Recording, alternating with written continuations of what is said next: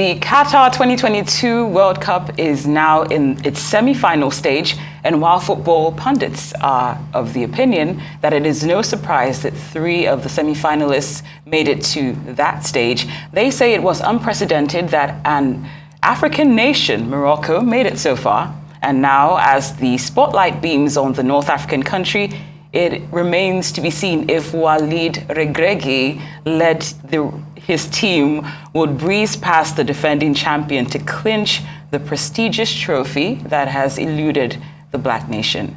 Arise sports correspondent Aron Akerejola joins us now from the World Cup venue to give us a blow-by-blow report. Hello, Aron. Thank you so much for joining us on Newsday. All right, thank you very much, Cynthia. Good afternoon to you, Vimbai. And we're actually building up. There is a lot of talk about the games that will begin tomorrow and next tomorrow, talking about the semifinals. Then we will know who will be playing in the finals come Sunday at the Lusail Stadium here in Doha. But starting off festivities will be tomorrow. Tomorrow will be Argentina taking on Croatia in that particular match. They played in 2018. They were actually in the same group with Nigeria at the 2018 World Cup, and Croatia took Argentina to the cleaners, winning that game 3-1. And Argentina know that Croatia do pose a huge threat because they've seen how they've actually played through this tournament, coming from the dead. They've actually dumped out a South American giant, and Croatia will be hoping to dump out another South American giant. They've done it before, and they'll be hoping to do it again. They were finalists in 2018, and they will be hoping to get that far. Coming into this particular tournament, the coach's job, talking about Dalic, it wasn't assured, but as it stands right now, the man is literally warming his way into the hearts of Croatians because they are all excited. Who would have ever thought that Croatia will become this massive powerhouse in football? And right now, they are very hard to beat. Right now, they are very, very hard to push aside. They are a force in the tournament. So looking at that, Argentina will sit up and take notice for the Abisolasi of Argentina.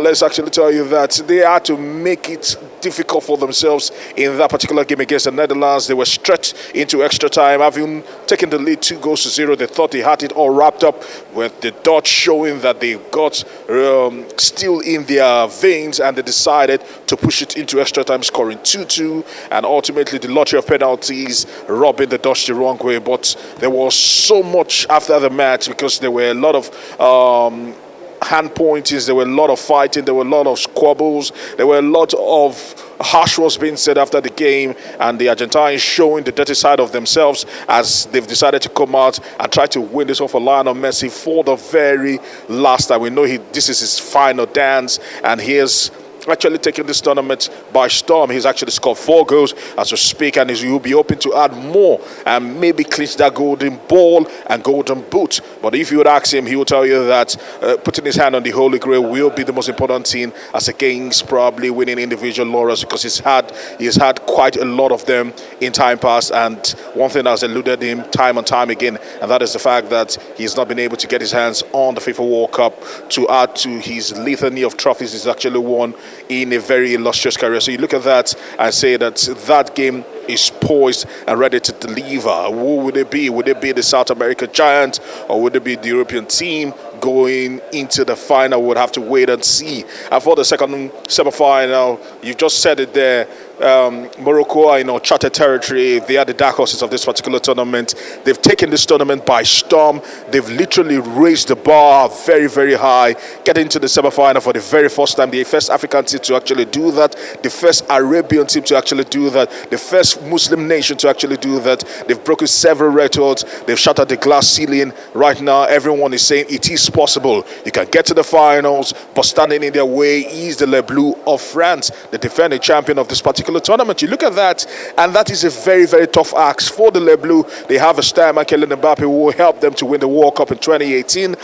He's the highest goal scorer right now, although the 3 Lions of England in their last game kept him quiet, but I'm sure he will not be kept quiet in the game against Morocco, which will be keenly contested. It will be literal defense versus attack. Defending for the Moroccans, they've been very solid, they've been astute, they've been very, very rugged in protecting their goal line, because you look at it, no one, save themselves, have actually found joy scoring against them. So they would actually take solace on the fact that they have a rock-solid defense, and they'll be going against a very, very fluid attack. Antoine Griezmann has the most assists as we actually speak. Kylian Mbappe has the most goals as we actually speak. And we're not forgetting the likes of Chouameni, not forgetting all the litany of stars that they do have in the ranks of the Le Bleu. Of course, Kingsley Coman, Olivier Giroud, who has a litany of goals for himself. He is the French highest goal scorer as we speak right now. So you look at all that, and I must say it is delicately poised, and this is what we want to see in a World Cup semi-final game. Attack versus defense, fine margins defining the games, and more importantly, you look at it, the fact that 3 confederations for the very first time in a very long time are being represented in the semi-finals. 2 from UEFA, 1 from the CONMEBOL, and 1 from CAF, says it all. The World Cup has been one unique World Cup, although one of the downsides of this particular World Cup, I haven't spoken about the fact that politics dominated the opening exchanges of this World Cup, or the build up to this particular World Cup, has been the fact that, as it stands, we've witnessed 2 deaths from journalists at this World Cup, and people are beginning to carve foul. I don't think there is any base to it, or I don't think there's any substance to it. I don't think there's any evidence to that fact that foul play were involved in those journalists, because they said that those journalists at some point in time or the other in the course of this particular World Cup protested the rights of the LGBTQ community, and both of them, not entirely controversial circumstances, but passed away in the course of this World Cup, having probably almost trying to drag the Supreme Council's name, talking about the Supreme Council here in Qatar, into the particular mix, as the brother of Grant Wall, the American journalist who passed away last week, the brother, yes, Eric, is saying that he smells foul play there, that he want to see the autopsy report to be able to ascertain and determine what really happened to his brother, because the brother, we know, was very, very open about gay rights and the way gays are being treated here in Qatar. So this is still a very, very hot button issue, and we're still monitoring the situation as we actually speak. Well, thank you for that update, Aron. Unfortunately, we're out of time. I would have loved to delve into Lionel Messi being able to get the referee sent home from the World Cup. But, okay, very quickly, we have just a few seconds. Your thoughts on this? People are now starting to feel like, could the World Cup be biased towards Argentina now that this referee has been sent home? Now the question is that everyone seems to be pointing against figures at referees, because of course Portugal, and famously Pepe, one of the major players in Portugal, actually said that the reason why they lost that particular game was because they had an Argentine referee ensuring that Portugal does not get that far because of the rivalry between Cristiano Ronaldo and Lionel Messi. But I think that's all nonsense talk. Some referees have been sent home. Some referees have been asked to stay. Some referees have been told that they need to sit up. Officiating would always be controversial at the World Cup. Officiating is always controversial. But I don't think